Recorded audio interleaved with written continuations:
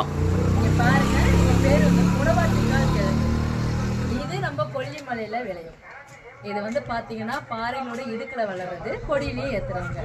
இந்த கிழங்கு வந்து முடக்குவாத கிழங்குன்னு சொல்லுவாங்க, ஆட்டுக்கால் கிழங்குன்னு சொல்லுவாங்க. ஆட்டுக்கால் மேலே இருக்கிறதுனால இதை வந்து நீங்க என்ன பண்ணணும்னா, இதை வந்துட்டு தோல் எல்லாம் எடுத்துட்டு துண்டு துண்டு அரியணும்.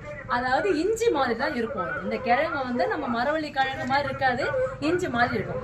இது துண்டு துண்டா அரிஞ்சு மிக்சியில போட்டு லைட்டா மஞ்சத்தூள், லைட்டா உப்பு, மிளகு, சீரகம், மிளகு கொஞ்சம் லைட்டா நல்லாவே எக்ஸ்ட்ராவே சேர்த்துக்கோங்க.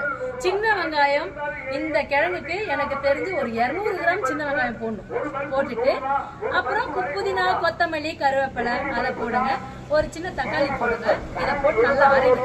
நல்லா மிக்சியில் நல்லா மைய அரைங்க. அரைக்கிறது கொஞ்சம் கஷ்டம் தான். தண்ணி ஊற்றி அரைச்சிட்டு இவருக்கு வந்து எனக்கு தெரிஞ்சு ஒரு 3 லிட்டர் தண்ணி ஊற்றலாம். தண்ணி ஊற்றி நல்லா கொதிக்க வைங்க. நல்லா